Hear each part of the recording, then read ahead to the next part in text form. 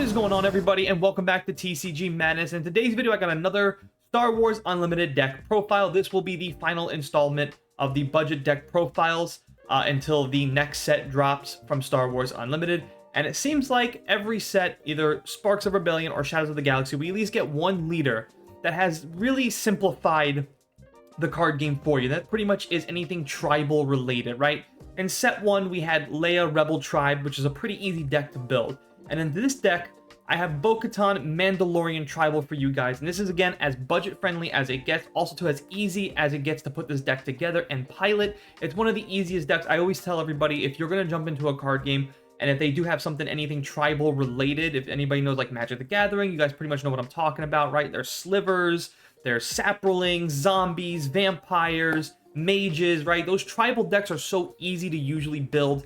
And in Star Wars Unlimited, we usually get one per set. And in last set 1, we had Rebel Tribe. Here in set 2, we have Mandalorian with Bo-Katan Tribal related. Before we go any further, if you guys can do me the really big favor, please hit that like button. If you're new, consider hitting that subscribe button. Don't forget to also hit that notification bell so you guys never miss when I drop a video. Also, to comment if you guys, think I missed anything, or if you guys would choose a different route for this deck. This one's pretty straightforward though, right? This is going to be straight to the point. Mandalorian Tribe, also budget friendly as it gets. And at the end of the video, I will show you at least 10 cards that you can add to this deck that would give it some much needed firepower, but unfortunately would also break the bank and you spending hundreds of dollars. So hopefully you guys enjoy it. Again, at the very least, hit that like button. So, like I mentioned, this is the Bo-Katan Kryze, Princess in Exile. It's pretty straightforward. It has to do with everything Mandalorian, so it'll be straight to the point.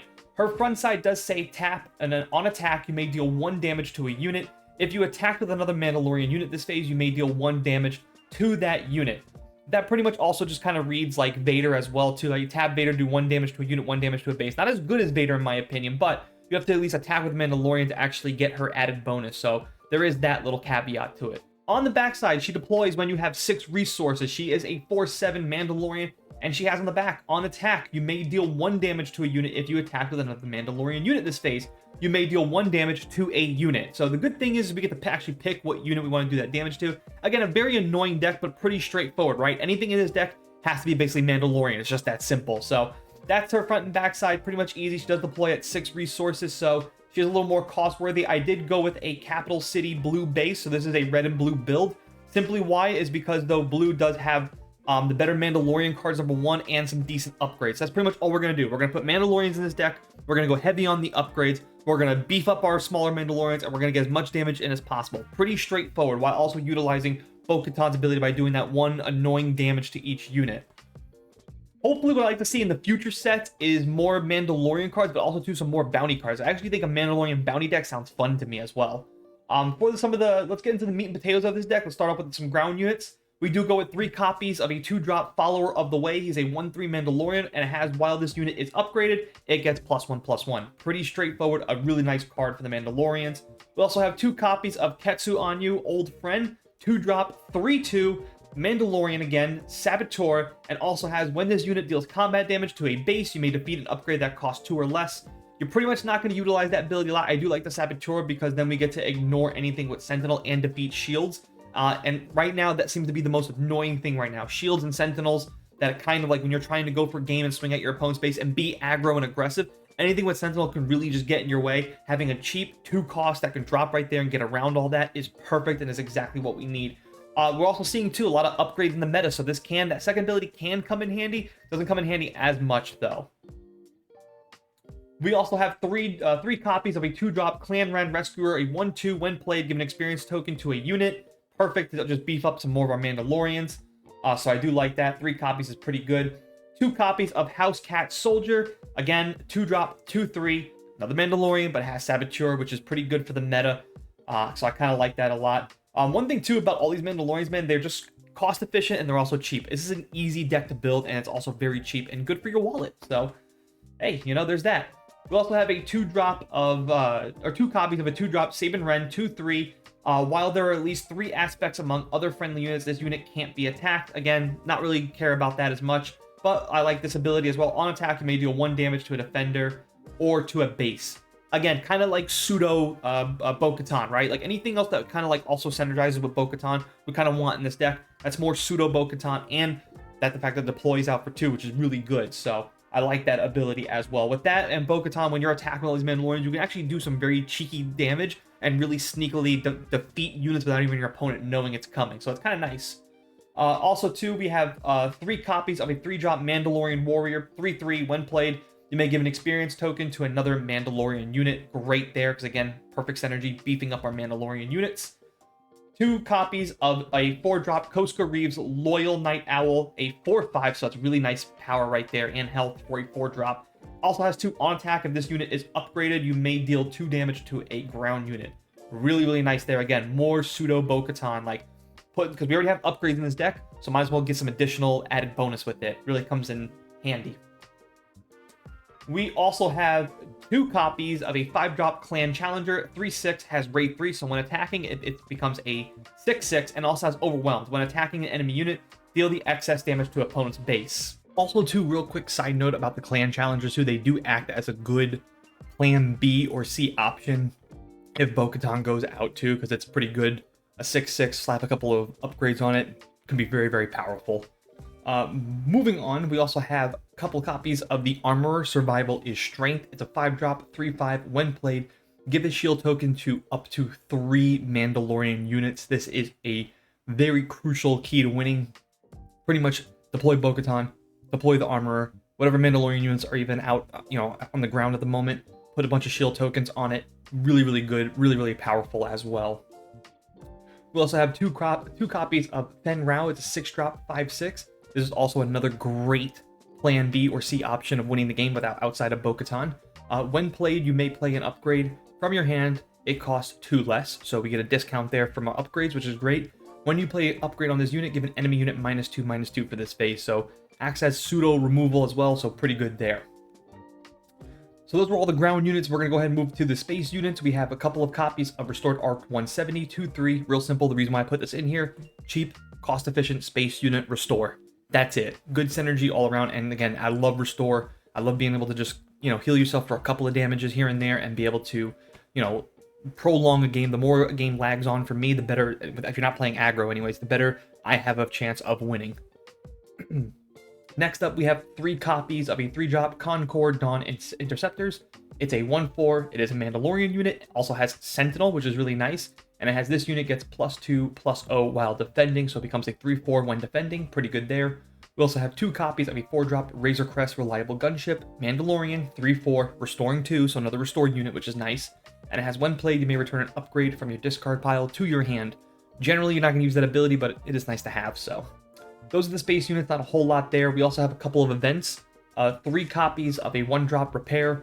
Heal 3 damage from a unit or a base. It comes really good in clutch to heal your base, or it comes in clutch to heal someone like a Bo-Katan or any other Mandalorian unit that has a bunch of upgrades on it as well. We also have 3 copies of a 2-drop This Is the Way. Search the top 8 cards of your deck for up to 2 Mandalorian or upgrade cards. Reveal them and draw them. Put the other cards on the bottom of your deck in a random order. Very, very, very crucial card. You do want to see this in your opening hand, and hopefully you draw into it. If you don't see it in your opening hand, I highly recommend Mulligan unless you have a Mandalorian unit and a bunch of upgrades. Then you kind of go ahead with your opening hand, but you definitely want to see this because this can definitely get you the pieces you need to win. And then, of course, we do have one way of removal, which is 3 copies of a 3-drop Open Fire, deal 4 damage to a unit. Pretty standard there. Let's go ahead and now jump to the upgrade, starting off with 3 copies of a 2-drop Mandalorian Armor attached to a non-vehicle unit when played. If the attached unit is Mandalorian, give a shield token to it. Also gives you +1/+3 to your health. Really, really nice to give a +3 and have that shield. So you're getting a bunch of damage. You can really, a great thing to put onto Bo-Katan as well. We also have 2 copies of Devotion. It's a 2-drop upgrade that gives you +1/+1 and it allows you to restore 2 when you attack. Really, really nice. Like that a lot. We also have 2 copies of an Electro Staff. It's a 2-drop +2/+2, and it has, while attached unit is defending, the attacker gets -1 to their power. Really nice, but really we like that +2/+2 for 2. That's really what this is in for. And then, of course, we have 3 copies of a 3-drop Van Brandt's Flamethrower. This is my favorite upgrade right now to play. It gives you +1/+1, but when you attack, you may deal 3 damage divided as you choose among enemy ground units. It gets rid of all of those pesky 1, 2s, and 3 drops across the board. You can really drop a couple of units by attacking with anything with Van Brandt's Flamethrower. Also add in that maybe you have a shield token to a unit. You can do 3 damage to a ground unit, attack into a unit. You can actually get rid of 2 things with this upgrade. I love this upgrade. It's not just another card you would like to see in your opening hand. So that's the entire deck. I'm now going to show you the entire breakdown and how much this deck cost. So here is the full breakdown. We have 10 ground units, 3 space units, 3 events, and 4 upgrades. And this deck will run you $21.70. Again, $21.70 to actually build a somewhat competitive, easy to build, easy to pilot, and fun to play deck in Star Wars Unlimited, which is just everything you want in a budget deck, right? We're well below that $40 budget. We're actually right around that halfway mark, around $21.70, not factor in taxes and shipping and stuff like that. But if you were to purchase all these cards over on TCG Player, that's how much this thing is going to run you. Very, very affordable. But you guys can see this is an easy deck to build, easy deck to pilot, and just fun all around. Now, if you wanted to add 10 cards to this deck and give it some much needed firepower, but also break the bank, here are my suggestions for the 10 cards to add. Okay, we are now over at TCG Player. Here are the cards that I would add to the Bo-Katan deck that would give it some much needed firepower, but unfortunately would also break the bank. Starting with the obvious no-brainer of an upgrade, the Darksaber. It's a 4-drop, gives you +4, +3. It does cost $27, but it has, though, while playing this upgrade on a Mandalorian unit, ignore its penalty aspect, which is great. Attached unit gains on attack. You may give an experience token to each other friendly Mandalorian unit. As long as you just have 1 or 2 Mandalorian units, I mean, swinging in with this one, you're going to beef up all your other Mandalorian units. You're also going to beef up the Mandalorian unit that's attached to by giving it +4, +3. Really powerful. I would definitely put 3 copies of this. Unfortunately, by doing that, you're just going to run you about $100 on all 3 of those copies. But this is a no-brainer of an adding to a Mandalorian deck nonetheless. The other card I would absolutely add to, and I would do 3 copies of it, is another no-brainer. It's the Mandalorian. Wherever I goes, he goes. It costs 6. It's a 5/6. It has Sentinel and also has, when played, you may heal all damage from a unit that costs 2 or less and give 2 shield tokens to it. We have plenty of 2-drops in this deck, in this Mandalorian deck, so that can come in clutch for you as well. Of course, I would do 3 copies of it, and you can see 3 copies is going to run you about anywhere between 30, 40, 50 bucks right there. Next one I would add at least a copy or 2 of is Wrecker. He is not a Mandalorian unit, however, he's a 6-drop, 7/6, overwhelm, but does have this crucial ability that is very good in today's current meta. When played, you may defeat a friendly resource. If you do, deal 5 damage to a ground unit. That dealing that extra damage to a ground unit is very crucial. I would at least put 2 copies in this. At the very least, I would also sideboard this card, because in today's meta, you're not running a ton of removals right now. This also acts as pseudo removal. It's a pretty good card. I would definitely put it in. Next one, I would put at least a copy of this card into the deck as well, and it comes in at $24. It's a 4-drop aggression. You will pay that penalty aspect, so you will be paying, this will cost you 6 when playing it. However, though, choosing any of these 2 to do is just, it's a game changer, right? Drawing a card and then defeating up to 2 upgrades. Very current in today's meta. We also don't have a lot of things that could do drawing cards, so allowing you to draw a card and getting the card maybe you need for anything that maybe you're missing something, that can come in crucial as well. How about doing ready a unit with 3 power or less? Also very good, right? We have plenty of units that cost 3 or less in this deck that you may be able to put a bunch of upgrades on, maybe get it all the way up to like an 8 power or 9 power. Being able to swing with that twice would be crucial. How about dealing 4 damage to a unit? Those back 2 right there in the same readying a unit and then also dealing damage, that's pseudo removal, and that's also readying up another unit. That can come in such clutch, and paying 6 for that, I have no problem paying 6. Again, just choosing one copy right there, right? Just pick 1 copy, put it into your deck. It would give it some much needed firepower. It would cost you $24, so it wouldn't be too bad. Next up is another card that I would definitely put at least a copy or 2 in your deck, probably 2 copies. It's a 4-drop K2SO.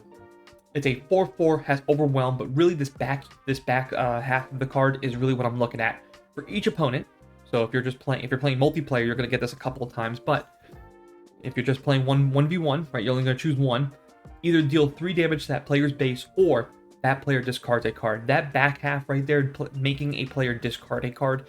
I can't tell you how many times I played a game and my opponent's down to their final card, and I'm like, they have 6 resources. I do not want them playing a single card. I have them exactly where I want them.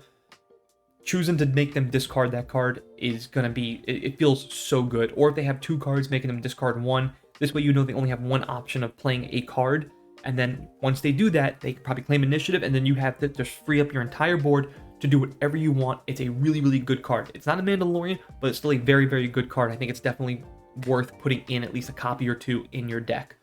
Running all of these cards will probably run you about a little over 175, putting all these copies, but you can see it would definitely give this Mandalorian deck much needed firepower. That's going to do it for this video. I hope you guys have enjoyed it. Please don't forget, at the very least, hit that like button. I will be testing out the deck and show you guys some combo pieces in Saturday's video, so I hope you guys look forward to that. Again, if you want to make sure you always stay up to date on all my videos, hit that notification bell so you guys never miss when I drop a video. This will be the final installment of the budget deck profiles. I won't be making any more of these videos until the next set. I might be able to do a video maybe where I rank all the leaders and stuff like that. Might be a fun little video I may make, but again, I hope you have enjoyed all these budget deck profiles. That's going to do it for me, and as always, thanks for watching, thanks for listening, and I'll see you guys next time.